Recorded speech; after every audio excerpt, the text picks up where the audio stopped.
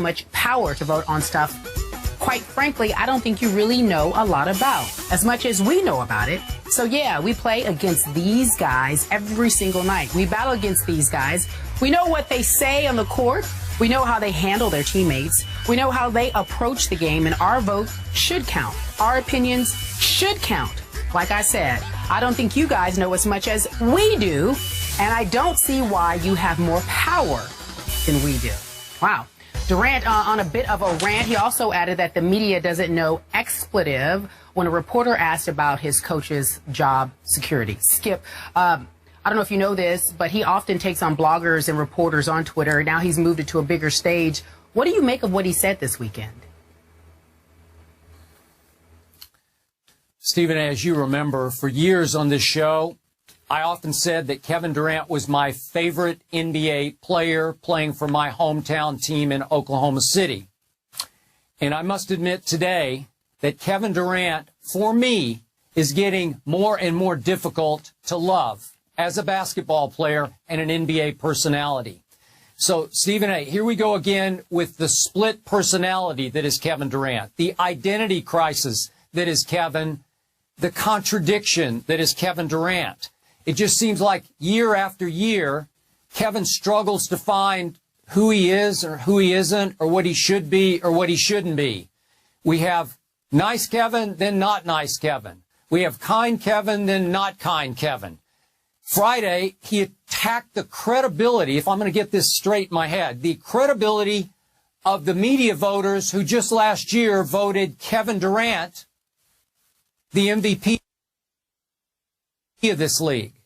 That's hard for me to compute. And it reminded me, as you'll remember, Stephen A., of something that happened to me personally with Kevin, 3 years ago, when I'd often said on this show that I criticized Russell Westbrook for taking too many shots that my guy, Kevin Durant, should be taking. And then Kevin blasted me for blasting his teammate Russell.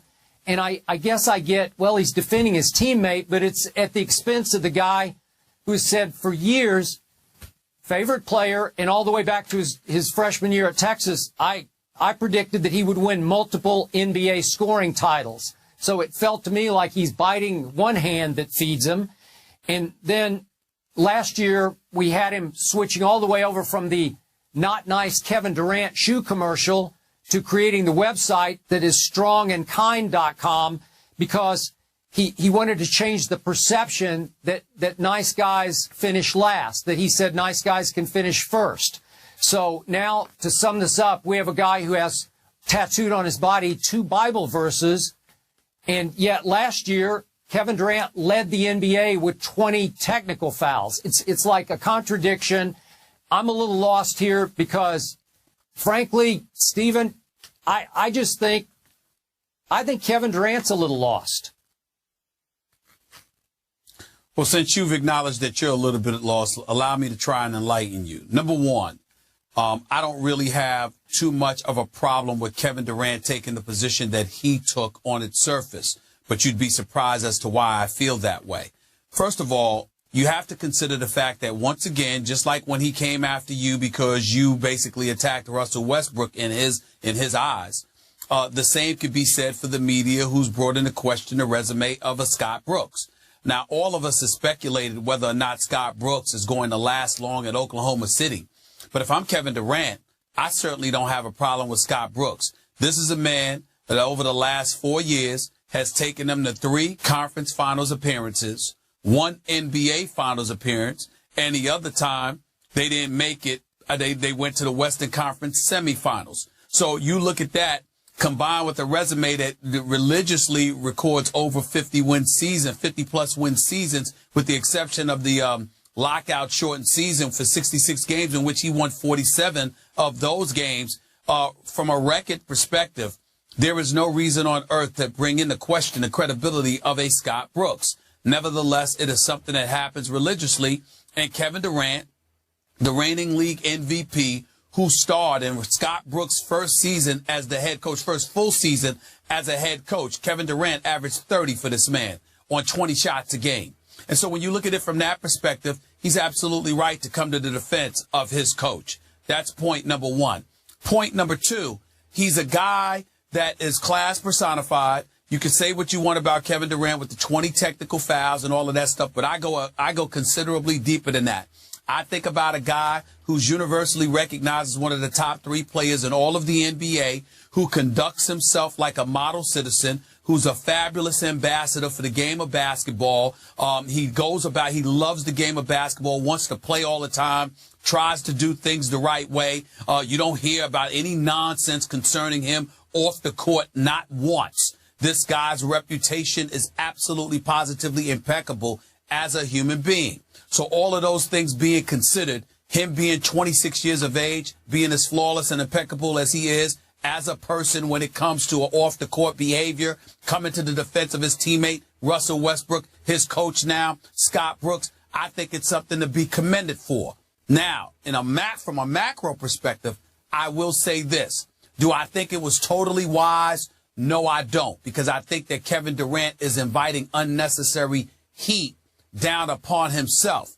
But the number one reason I like it, Skip, despite everything that I just brought down, that I just broke down, the number one reason I like it is because Kevin Durant gave us some insight into how most, if not all of these dudes, and not just in the NBA, but professional sports feels about the media. I like that. I like the fact, my attitude is if we're at war, say we at war. If, call a spade a spade. Let's get it on. It's not a problem.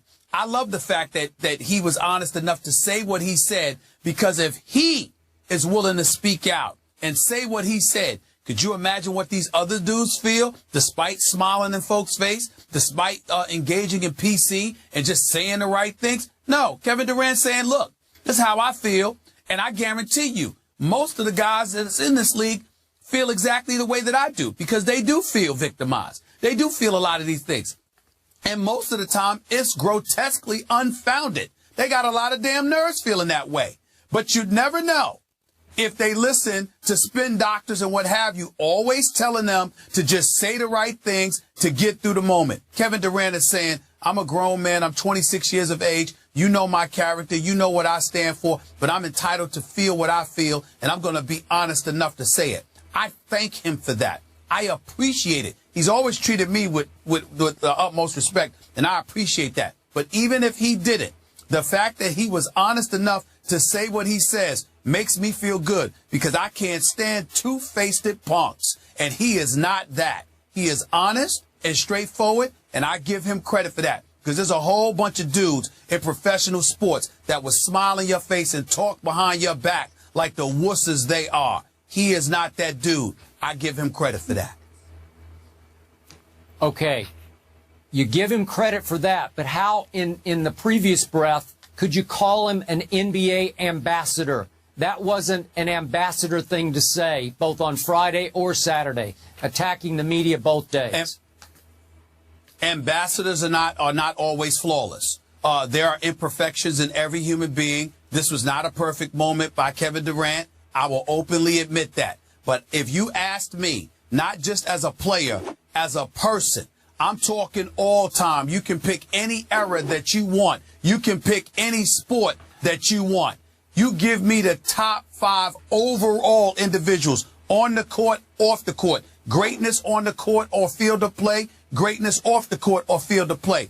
I'm picking Kevin Durant as a top 5. This dude does not get into trouble. He doesn't act silly. He doesn't engage in childishness or whatever. He feels the way he feels. It comes from a genuine place, Skip. He's coming to the defense of his coach. We might not agree with how he handled it this past Saturday, but by and large, his resume is pretty impeccable. I take him any day of the week. He can start for my franchise.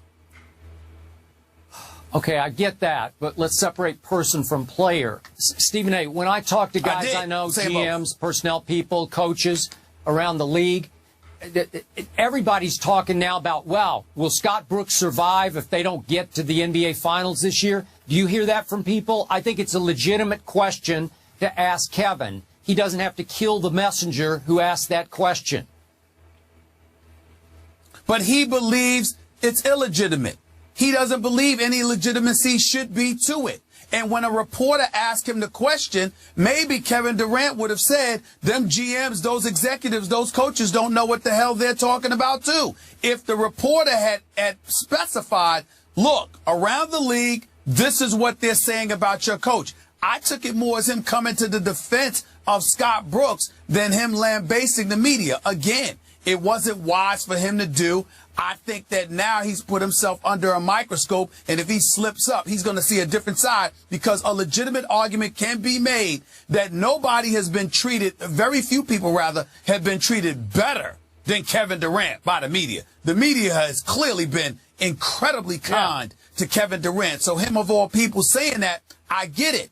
But I'm saying, what was the impetus for it? The impetus for it was him coming to the defense of a coach in 5 full seasons as a head coach after going out in the first round in 2009, 2010. They've been to a conference finals, the finals, the semifinals, back to the conference finals. That's okay, 3 conference finals. Okay. All right. Last quick point. You and I have disagreed on this before, but it bothers me a little that even last week, or it was maybe 6-8 days ago, Kevin Durant was caught in a clip that went viral on YouTube screaming an expletive after he hit a shot. I'm a bad you-know-what. And again, you can say, oh, that happens all the time. But trust me, LeBron wouldn't yell that. Tim Duncan wouldn't yell it. Chris Paul wouldn't yell it. Steph Curry wouldn't yell it. And yet you're putting Kevin Durant on a pedestal here that I don't think he quite belongs on. All right, Kevin Durant's thoughts again. My mic is messed up. I'll get back to you. We'll get back to this in just a moment. We'll take a break. But before we go to break, guys, let me show you this. Do you remember back in the day when we had this campaign going on? Get LeBron to dunk. LeBron shares his thoughts on the dunk contest when we return, and perhaps we'll pick it up where we left off. Stephen A., we're trying to get to you and your mic. First take back in just a few moments.